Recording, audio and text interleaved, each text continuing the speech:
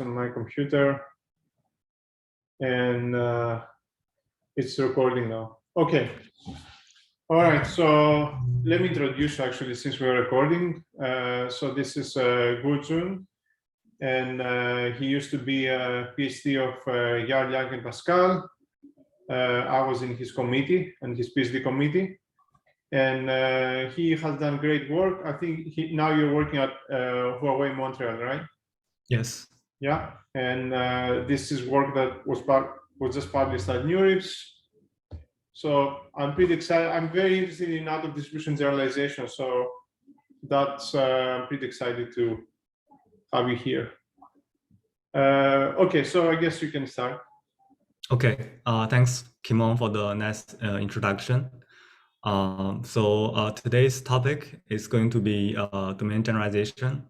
So transfer learning is quite some old topic, but it's got quite popular recently, especially due to different settings like how we can achieve transferability. So this work is the goal is to give a formal definition by to what we mean by transferability, like how we can define the like being able to transfer from one domain to another.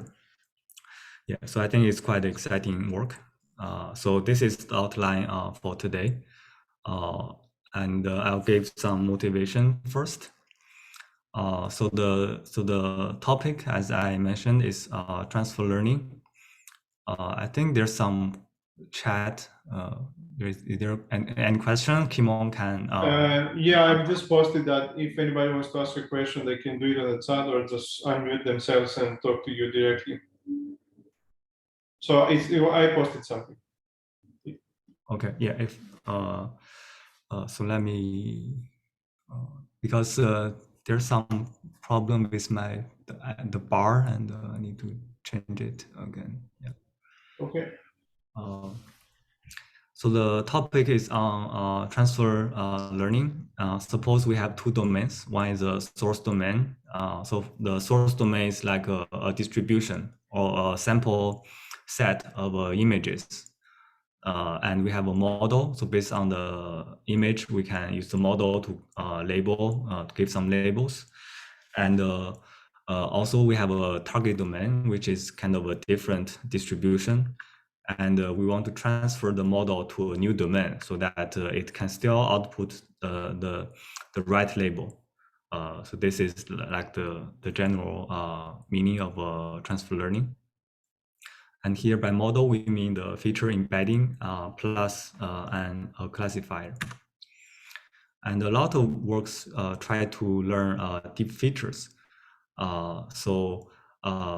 Given these two domains, we want to learn some invariant feature embedding so that we can embed the images from different domains to the same feature space. Or like if the two images have the same semantic meaning, we want the feature to be the same. That's what we mean by invariant. And based on this invariant feature, we want to do some simple classification to give the right label. So here, if the feature embedding is powerful enough, we can just use a linear classifier. So in self-supervised learning, this is also known as a linear evaluation. But I won't talk about the self-supervised learning today, which is also a quite interesting topic. So the problem here is that the feature embeddings may not always be perfectly invariant. So for example, if we have a source domain, we have some latent vector. But if we just directly transfer the embedding to a new domain, it may output some different vectors. And due to this error, the classifier might give you a wrong answer, right?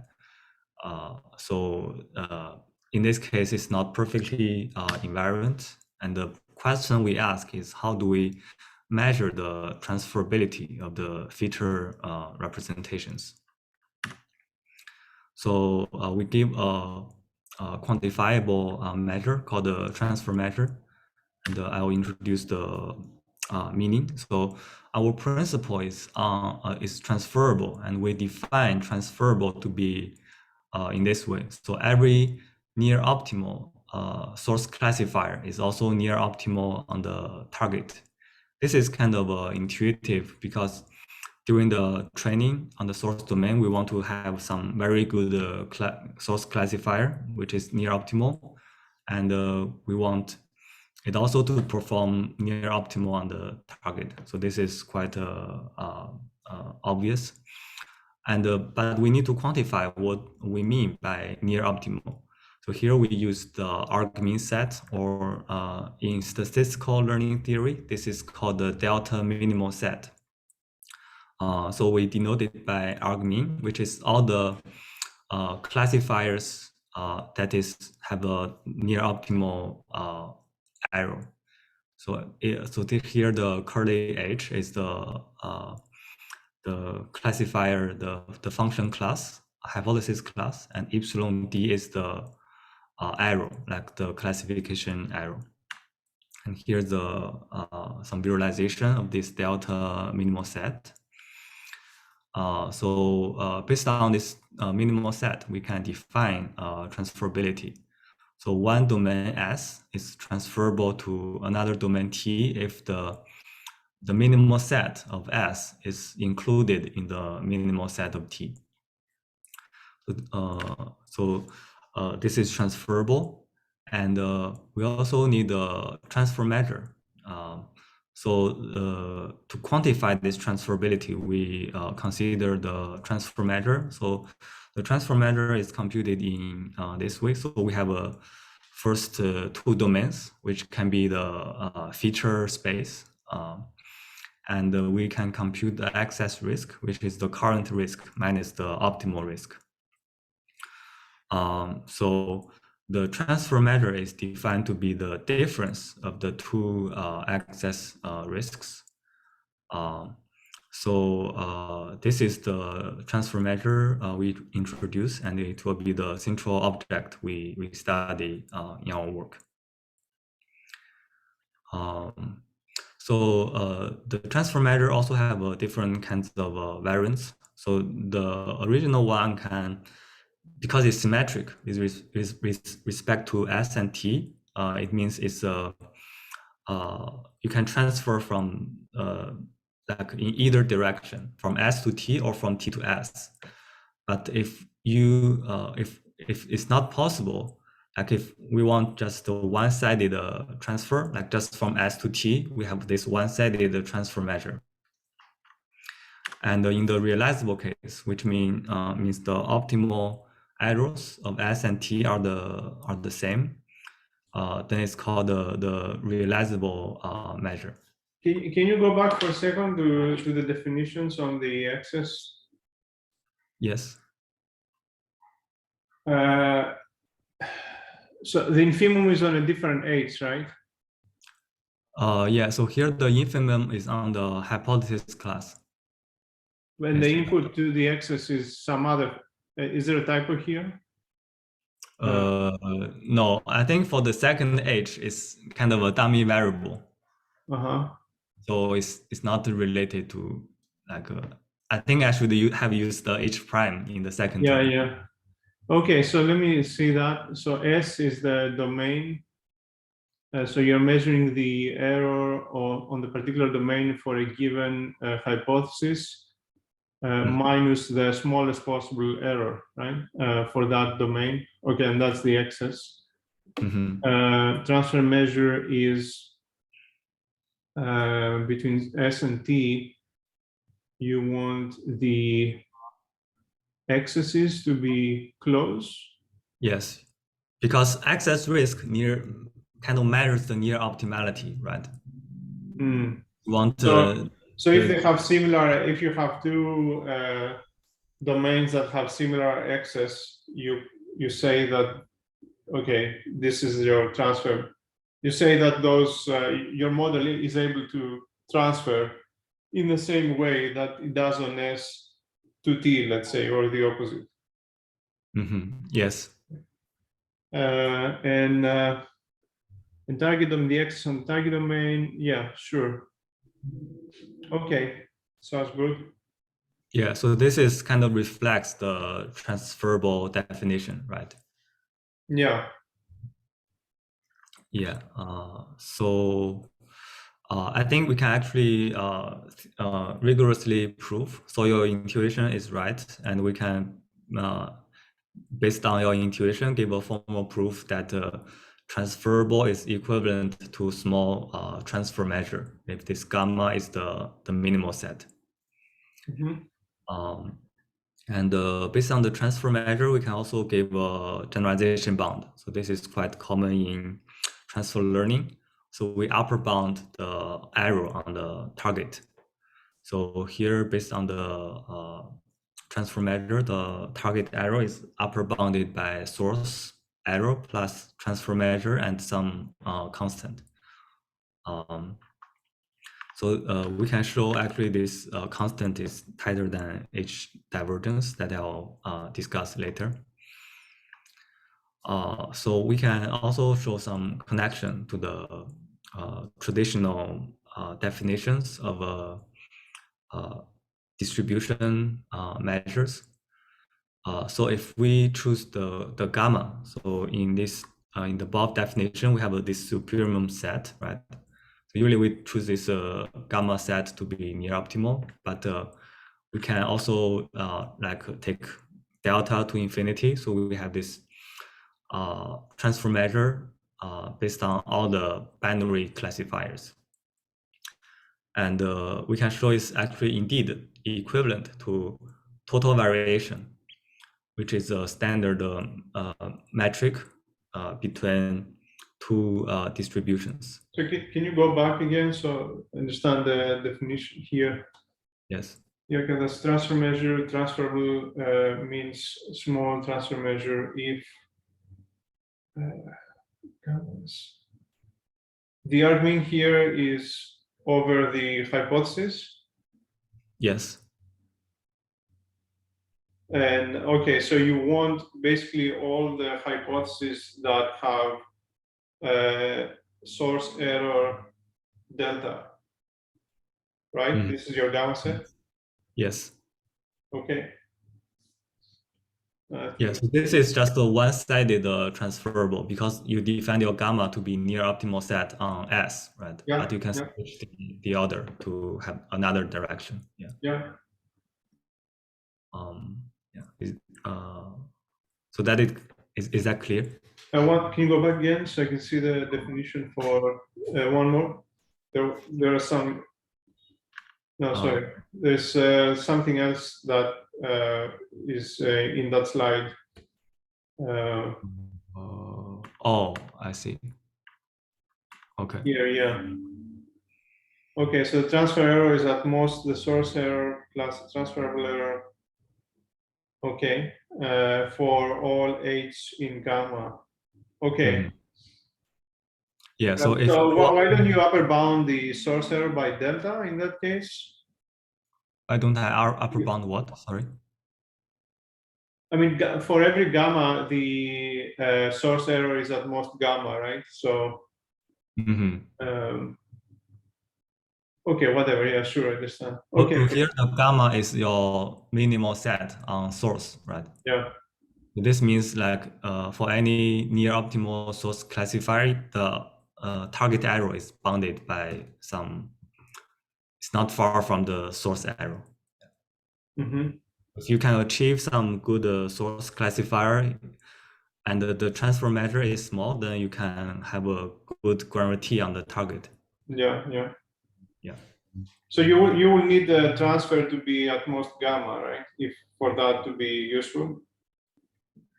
Sorry, the transfer to be at most delta. The transfer. So because the source error is delta, is at most delta, so you will want the transfer error to be also at most delta, so that the target error is also order delta or something like that. Yes. So you want to minimize two things. So first is the source error, and the second is the transfer measure, right? Yeah. Okay. So that's kind of our algorithm as well. Yeah. Yeah. So this is one connection. The transfer measure can be related to total variation. And another is that transfer measure is not just matching the joint distribution, because transfer measure kind of compares two domains, right? So even if the two domains are quite dissimilar, it doesn't mean they're not transferable. We can still transfer these two domains. Like in our definition, it's still transferable.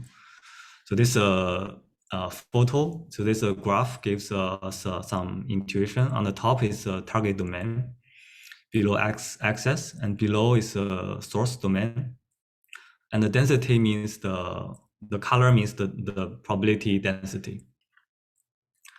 So there exists a common optimal classifier, which is the y-axis, right? You can accurately distinguish like those two labels, but the joint distributions are very dissimilar. So that means our transferable definition is more general than just matching joint distributions, but not vice versa. Like if the joint distributions are very similar, we can show it's transferable, but not in the other way.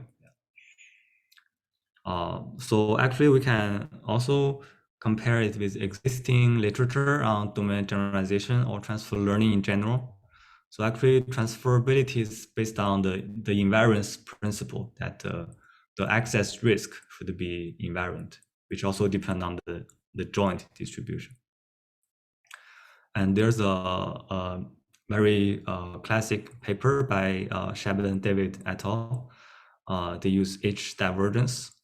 It's kind of a invariance of the marginal, the input or the feature distribution.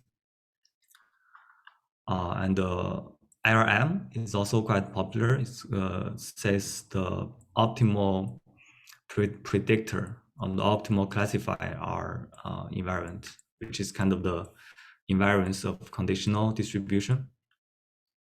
And finally, there's another generalized label shift, which says the feature distribution should be within the same class should be invariant, which is also based on the conditional, but it's kind of in a reversed way.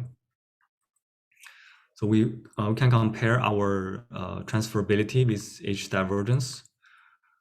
So first result I have already said is tighter than H divergence. And if the label distributions are very dissimilar, H divergence cannot give good results, but we can still, our transferability definition still works. And another one is invariant risk minimization.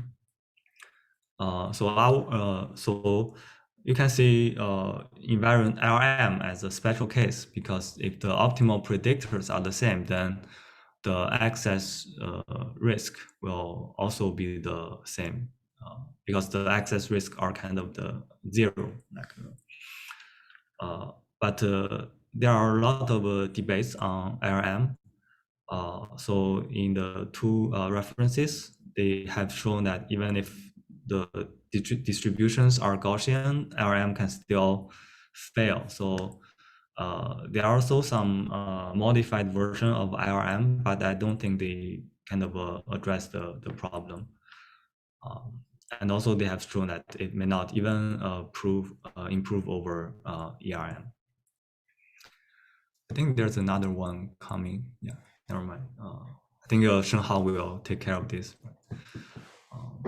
So, and finally, there's a... Yep, okay, yeah, thanks. Finally, there's a generalized label shift. I think it's also quite interesting. So it says for each class Y, you have a feature distribution, and you just want for every class, the feature distribution is invariant. But the problem here is that we need to consider each class as the feature distribution in each class, which is very expensive, especially when we have a lot of classes. Like ImageNet have 1,000 classes. So this is very difficult. So after we have studied the theory, let us show how to compute the transfer measure. So we made the following some approximations, which I will introduce bit by bit. They're all necessary and not very strong approximations. So one approximation is that we use surrogate loss instead of 0-1 loss, because the 0-1 loss is kind of the accuracy, which is what we really want. But during the training, we can only do the surrogate. And it gives some upper bound for 0-1 loss, which is quite well known. And the second, because we don't have the optimal error, right? Because we have some excess risk, we need to compute the optimal error. So our approximation is to use some learned classifier to give the near optimal loss. Like we don't know how close it is to the optimal, but we can give, but that is some upper bound for the optimal loss. And the third one is how to approximate the delta minimal set, right? Because it says it's the set of all the near optimal classifiers. So if we use neural networks, this set is very hard to compute. So we used a neighborhood in the parameter space. So we first find the theta star hat, which is the classifier parameter we have found, and we take perturbations. So that is the way we use to approximate the delta minimal set. So we can also show that if they are close in the parameter space, then it is a sufficient condition, but not necessary. So this is the final result. So before we have this transfer measure, and after all these approximations, what we get is a lower bound. So if the lower bound, so the lower bound is computable. So if we can compute the lower bound and find it's large, then we can refute transferability, or to show that the real transfer measure is large, so it's not transferable. Can you explain again how you computed the lower bound of what you had there? So this is a lower bound of the upper bound to the target error? Yes. So how did you compute that again? I didn't understand that. How is this a lower bound? How to compute this lower bound? Yeah, how do you prove like that this is a lower bound? I don't understand. So you first do some training, right? So your theta is your classifier, right? Yeah. So you do some training and like gradient descent or SGD, you compute this theta star hat. Yeah. You do SGD for many epochs till convergence. You find this theta hat star, right? Yeah. And then you do perturbation, right? So you fix this theta star, Yeah. and you find the neighborhood. So you do like a projected gradient ascent near this neighborhood to find what kind of edge gives you the worst error difference. Yeah. In that neighborhood, okay. Yes. So this is our evaluation algorithm. So we just compute this supremum. Like so there are two phases. One is do the training to find theta star and h hat star, and then we do the adversarial training. Okay. How is that lower? It's true, but I don't understand how this is a lower bound still. Like you're measuring the difference between the target and the source minus the H. What's H star? Is it some classifier that you learn? Yes. So you can do the expansion for the first term. And when you say first term, what do you mean? The transferability error? Yes. So maybe I can share the whiteboard. Yeah. To try to give you some derivation. Yeah, that would be good. let me stop. Share another. My iPad. Can you see my Yeah, whiteboard? yeah, Okay. So we have this transfer measure, which is the supremum of H in this gamma, yeah. and its excess risk of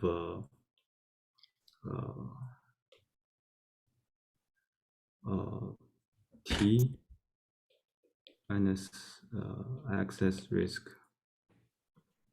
of S, right? Absolute value of that, right? I think so. Here now I'm considering one-sided transfer measure. Okay, We just want to transfer from S to T. okay.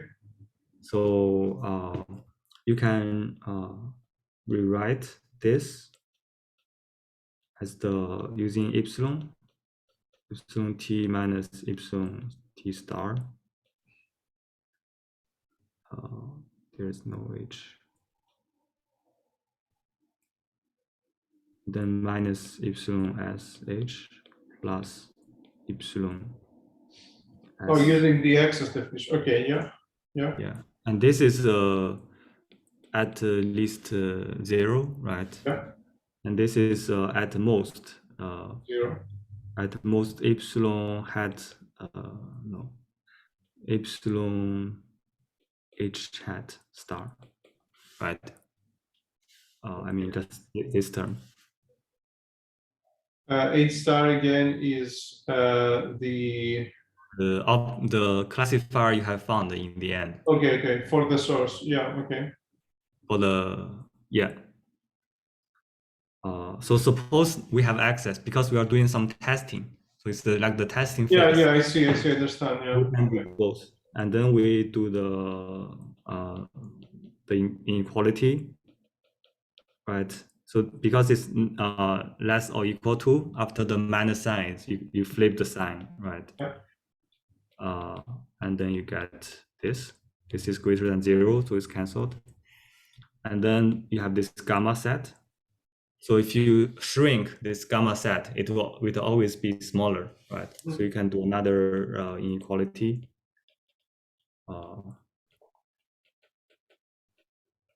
I see. Yeah, you do the same. Yeah. Okay. Sounds good. So yeah, me re-share the slides. Yeah, if you are interested, it's also in our paper. You can take a look. Yeah. Okay. And then we have the algorithms, how do we have some practical algorithm to evaluate and improve transferability. So the task now we consider is domain generalization. So domain generalization is quite a new setting, and it's kind of raises some recent interest. So the setting is like using several source domains. So each domain is like a different data set. For example, here we have art painting, cartoon, sketch. So each row is the source domain. So we want to learn some invariant feature embedding, which is kind of invariant across all the source domains and the classifier, so that the model will also behave well on the target. So the target can be some real image data set. We want to do the labeling for the target as well. So here's our algorithm. So we can do some math for the setting. So we denote the source domains from S1 to Sn, and the target domain as S0. So our first algorithm evaluates the transferability. So recall that here T gamma is a transfer measure. Because here we have several source domains. So we cannot just compute the access risk between only two domains. We need to compute all the source domains, including the target. So the index is from 0 to n. And we don't need to compute all the pairs of domains. What we need is just the worst case access risk minus the best case. What's This z here? was what? Sorry? What's the function z? G is the feature embedding. G is the feature embedding. Okay. So these source domains are the original image space. So we need to map them to the feature space first, right? Because we want to evaluate the feature embedding, how well the feature embeddings are. Oh, I see. You have some embedding function, and then you apply h. H is a classifier. Okay. Yeah. Yes. So here, by evaluating the transferability, we are actually evaluating how well or how invariant the embeddings are. So these are two different optimization problems, right? It's not that you are optimizing for H and Z at the same time. No, I'm only optimizing H. Okay.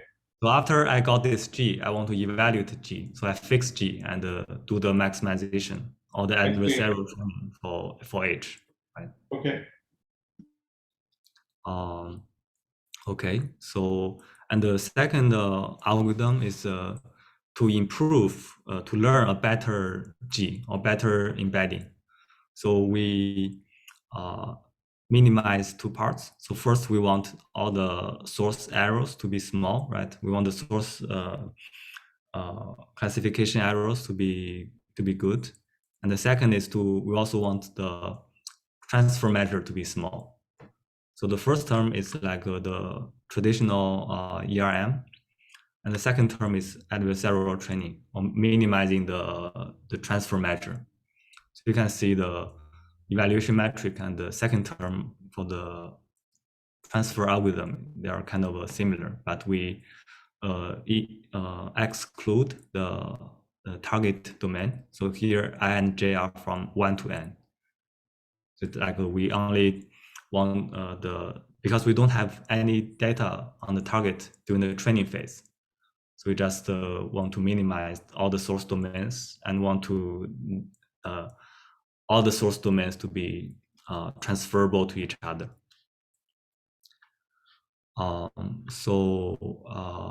Here's some detailed discussion on the evaluation algorithm. Quick question: why are you using a different class hypothesis for the non-ERM part, the transferability thing? Basically, can you go back? You had H and H prime. Yes. Why are you using a different hypothesis, H prime, for the for that transferability term? Because during the training, like if we don't know what H hat is, we need to start from the beginning, right? So we use H as a surrogate for the optimal classifier. Because the first phase is like do the evaluation, like we have the optimal classifier already, but during the training, at the beginning, we don't have any optimal. So the second term is something like, okay, I'm just going to use the term adversarial, but not exactly that. You're trying to minimize the worst. You're trying to find the H and the G. Yeah, that minimizes the ERM, but at the same time minimizes the worst case transferability error. Yes. Okay. Yeah. So you want to find some good feature embedding and a classifier, or G and H, and then H prime is the adversarial perturbation. Yeah. Okay. So for the evaluation algorithm, we can show if the metric is large, then we can prove it's not refute transferability.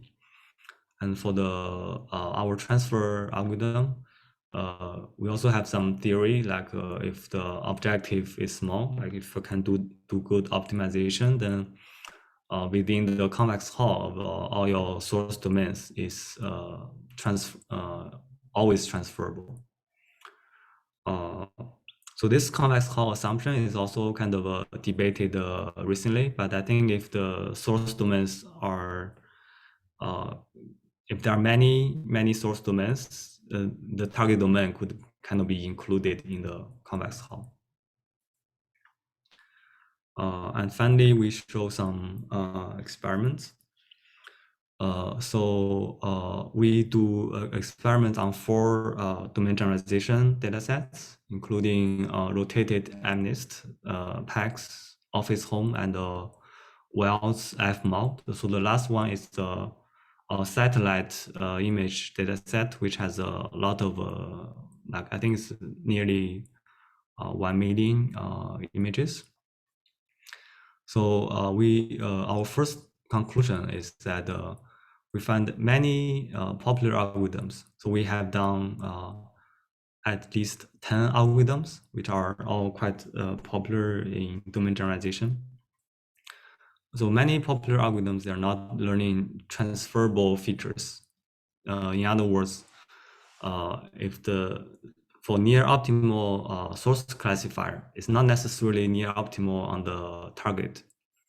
You can see like if you pick one algorithm. So here, for example, if you pick a mix up in the second column, so the source error kind of drops very slightly, right? So if you do some this adversarial perturbation, so delta is the radius of your perturbation. Sorry, Arjun, can you go back for a second, the previous slide? Yes. Here, delta is the allowed error, right? So this is your delta is basically your accuracy on your on the source domains. No. Sorry, I think here this is delta is that I'm talking about. Yeah. Oh, delta is the neighborhood. Okay, yeah. Can you go to the experiments again? Yeah, here. Okay, so delta is your the size of the neighborhood. Yes. This is you're testing on a few sources, and then training on a few sources and testing on one target. What's the data set here? Is that images or something like that? What's the data set? Yeah. So in the middle, there are some titles. Oh, the names, yeah, rotated MNIST packs. Okay, I see. So for rotated MNIST, for example, you train on some MNIST and then you rotate the data set to get the test set, right? Mm-hmm.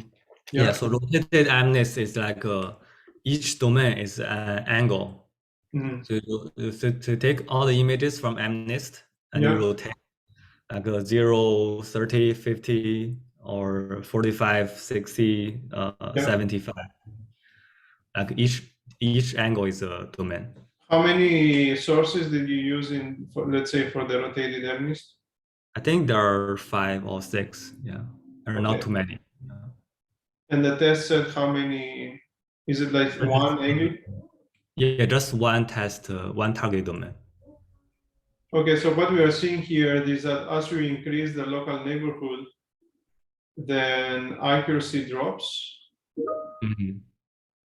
That's interesting, because I will expect that the larger the neighborhood is, the more, the better the transferability should be, right? Because you're safeguarding your model, your hypothesis aids against more, here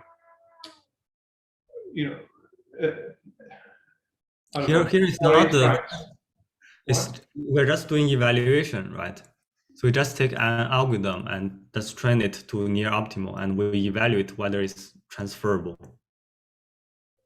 I see. You don't use your objective function here, do you? So we have our own algorithm. It's called a transfer, which is on top. Yeah. Right. So yeah, I'll show it later. Yeah. So the transfer algorithm is like the blue curve. You can see it's kind of a more transferable than other algorithms. So is transfer solving the objective function from the previous slide with the adversarial part in it? So the transfer is doing this improvement. So it's so that's what I'm saying. Yeah. will larger delta will give better transferability because you are safeguarding yourself against worse adversarial, let's say, hypothesis. No, I think if you check delta to be very large, like if Yeah. you check the evaluation, so it's kind of is going to be wilder, right? Because the error will be very large if you go far away from the optimal error. So Oh you yeah, cannot. yeah. You're maximizing that. Yeah. So you right. Okay. Okay. Yeah. So the target error will be very large, Yeah. right? In that I'm case. sorry, could you repeat this the same? Because I was asking myself the same thing, like with Uh, regards to a larger delta. yeah. So if you have a larger delta, you kind of will go farther away from your like this graph, Mm-hmm. right? If you go away from your optimal classifier, the error will become larger. And All right. Mm-hmm. sorry. So and here, if the error is larger, it's kind of so if you're maximizing this gap, you're kind of maximizing the first term while minimizing the second term, right? Mhm. Mm-hmm. If it's not totally transferable, then the first term will be very large, or the target error will be very large, and the source error will kind of remain the same, right? That's why like taking large delta is kind of the gap will be worse. Okay. Yeah, because you're going away from your optimal classifier, so why would it be better? Because you have, can you go back? You're minimizing that worst case error, right? No, I'm just doing evaluation. I'm just computing this equation. Okay. Yeah, only during my own our own transfer algorithm we minimize the loss. Yeah, yeah, right, right. I see. Okay. Okay. So the first conclusion is that near optimal source classifier is not necessarily near optimal on the target. So we have one example like this mix up. So you can see if we go away from the optimal source optimal classifier, the source accuracy kind of similar, but the target accuracy drops by over 30%. So which means it's not learning transferable features. And comparably, we can show our transfer algorithm, which is what Kimon just asked. Is the transfer algorithm is the improvement algorithm, and it's kind of learns more transferable features because even after we do this adversarial training, the target error, target accuracy does not drop very much. So we can also give some selection rules, like how do we choose the best algorithms.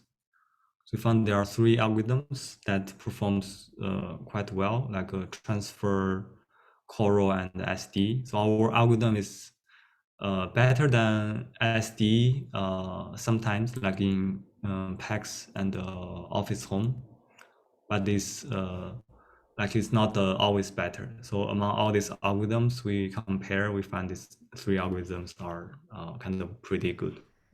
Just a quick question. Does delta pertains to the difference between the optimal classifier found in the parameter space? Yes, in the parameter space. Okay, so do you see any connections with generalization or transferability in this case and flatness, like of the local minimum? Yeah, I think that's a quite interesting observation. Actually, somebody asked me the same question, but I didn't think too much. But I think in general, if it's a flat minimum, then you do the perturbation, it's kind of the accuracy will drop more slowly, right? Mm-hmm. So I think probably like if you study like if you find an algorithm that gives you flat minimum, probably it will be more transferable in our case as well. Right. Yeah, but I haven't tested that algorithm yet. But I think it's quite an interesting future direction. Okay, so let's continue. So this is kind of nearly the end of the talk. So we summarize the main messages. We first give a formal definition of transferability, and we use transfer measure to quantify this definition. And we can give a tight generalization bound for the target domain, and it's kind of tighter than H divergence. And we showed how to compute transfer measure in practice and how to use it to give meaningful results. And we also propose a new transfer algorithm that can improve the transferability that we have defined. And we have done a lot of experiments to try this. So I think that's close to the end. But before I stop the talk, let me do some advertisement. So currently I'm working in Huawei's NORAX lab in Montreal, and we are hiring. So the topic will be transfer learning and fidelity learning. And there are many positions like internships, full-time positions. And if you're interested, you can send your CV to me or to Xichen. So yeah, that's it. Thank you. Okay, thanks a lot. Questions? Please unmute yourself and ask any question that you want, actually.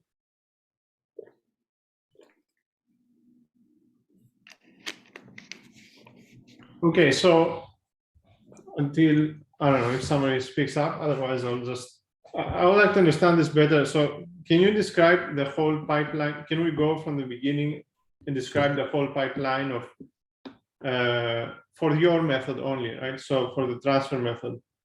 So you have a few sources, right? And then what you do is you're minimizing this ERM plus adversarial objective function.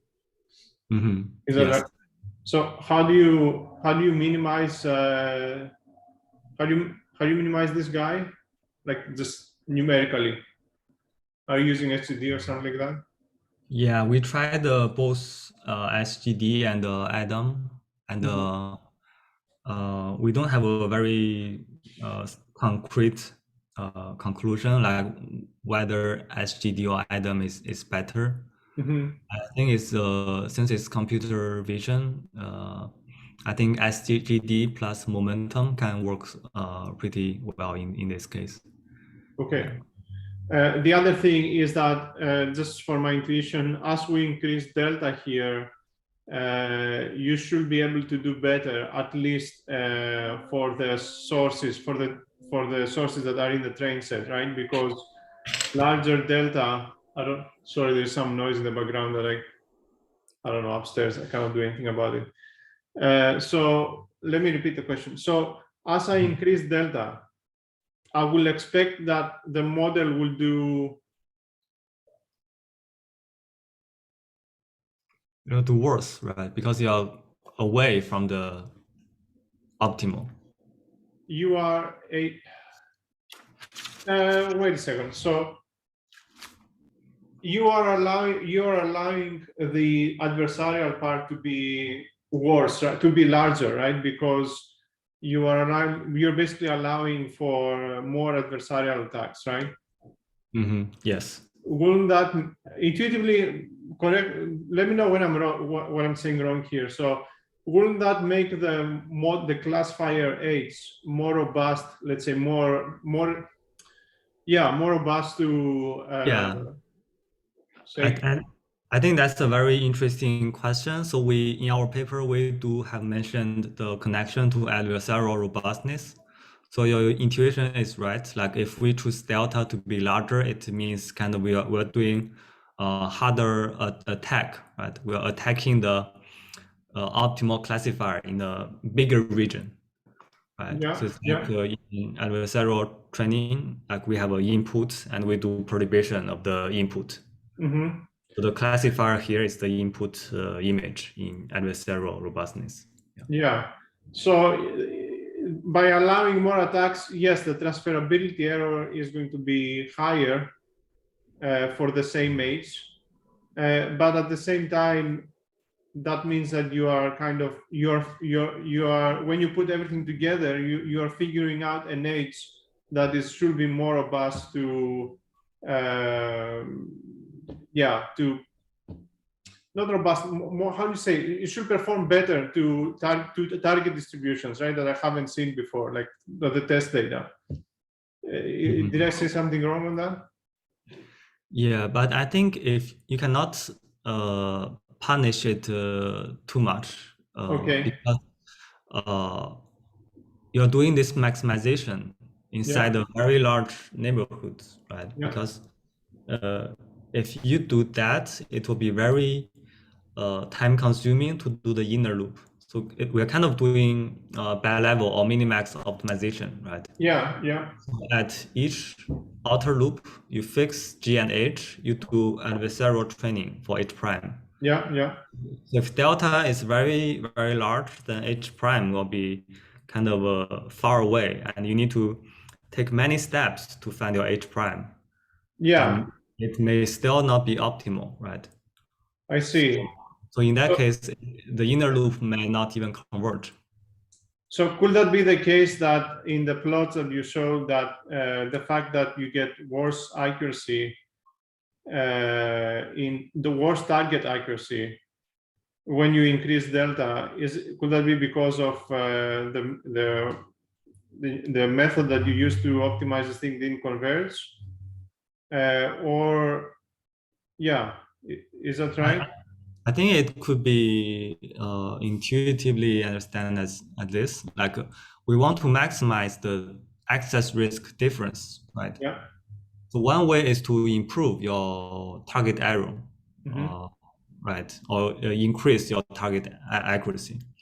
Yeah. And another way is to decrease your source accuracy. So they're kind of competing with each other. Mm-hmm. I think that the reason why you see target accuracy decrease is because you're maximizing the target error. Okay. Yeah. Yeah, in a sense, right. Correct. Yeah. Right. I understand now. Yeah. Okay. Yeah. So you want to increase the gap, right? So your Yeah. source accuracy should be as large as possible, so as good as possible, and the test accuracy as bad as possible, right? So that's how you find the gap. Yeah, by increasing data at the same time, you are allowing for larger transferability error, at least in the within the train set, right? Within sources in the train set, but that might also translate to larger transferability error in the target set too. Yeah, I think if delta is too large, this result will not be quite meaningful because it's not even near optimal, right? Mm. Okay. All right. Okay, I have another question. So you've mentioned before, like in comparison with invariant risk minimization, this is like a general notion, a more general notion. But at the same time, you also presented like some papers that mention some of the flaws of using invariant risk minimization. So I was just wondering, have you guys tested like using transferability in these same situations where RAM breaks down? No, we haven't tried that. But I think that could also be some good future direction to understand the failure of IRM and how to if we can use transferability definition to do the rescue. Yeah. But yeah, we haven't tried that direction yet.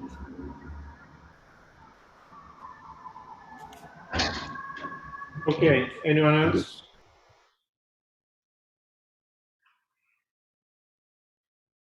All right. So I'm gonna stop the recording, but I guess we can continue. since Gojun will stay here, I guess, for a few minutes. Mhm. You guys can, feel free to stay if you want. Okay, so thanks, Gojun. I'm gonna stop the recording now, and we Thank can you. continue offline.